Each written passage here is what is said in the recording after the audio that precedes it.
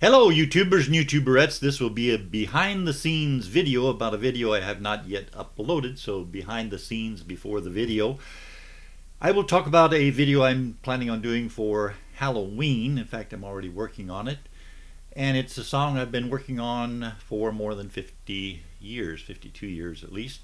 1962 was when I completed the song Phantom of the Grand Ole Opry.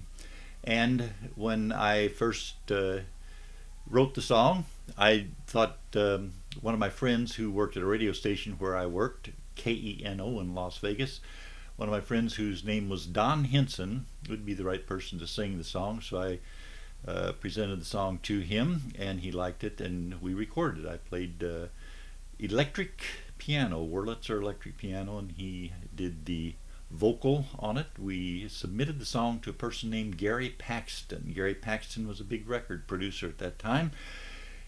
He had his first million seller, a song he wrote when he was about 16, and it was called It Was I. Then later he had a million seller with a song called Cherry Pie. The group name that they used when they recorded those songs was Skip and Flip, but that was Gary Paxton.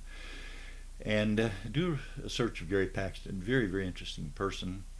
And Don Henson, as I say, recorded the song I wrote in 1962, Phantom of the Grand Ole Opry. We submitted it to Gary Paxton. By the way, Gary Paxton also was the lead vocal singer on a song called Alley Oop by the Hollywood Argyles, and he was the producer on his own label, the Garpax label for Gary Paxton, the Garpax label. He produced a song which became a multi-million seller, which is still selling to this day, called Monster Mash by Bobby Boris Pickett. And we submitted the song to him. Gary Paxton liked the recording enough to put out an album and a single for Don Henson, and that album has become a cult favorite called Monsters Dance Party. And the single from it was Riboflavin Flavor Non-Carbonated Polyunsaturated Blood on the Capitol label, the flip side being Monster Jerk. They did not use my song though, but that's all right, because some good things happen along the way musically, and all kinds of great things happen for me. Don Henson also was a stand-up comic. I did a lot of writing for him, and we've had lots of fun shows together, and he has since passed away, unfortunately. Gary Paxton, I think, is still out there, might be active in the business. He has had a phenomenal string of hit record successes.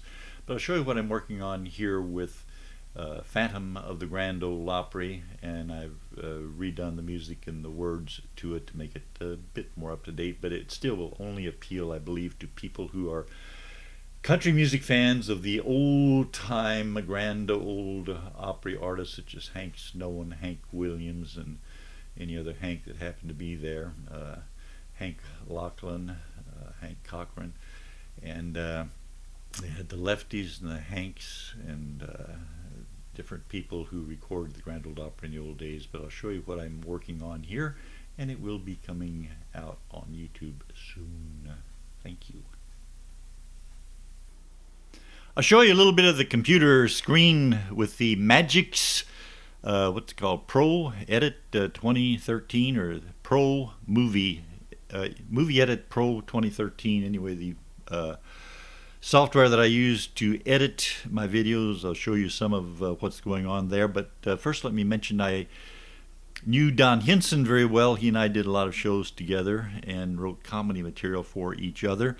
But I never met Gary Paxton. I did have correspondence with him through the mail, but I never did actually meet him. But let's take a look at what I have got so far in the Magix video editor.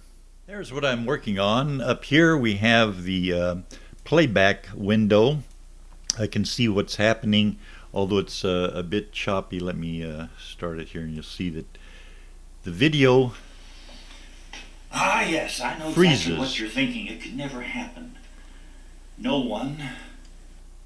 All right, so that's the picture up there, but when I play back, it's very choppy and it freezes all the time. So I have to wait until I've rendered the video to know what I have to go back and change. And down below we have lots and lots of tracks. I've used 10 tracks so far on this. As you can see, there's lots of information input there, and there's lots yet to be put in, but I'll give you a little sample of what I've done so far. Ah, yes, I know exactly what you're thinking. It could never happen.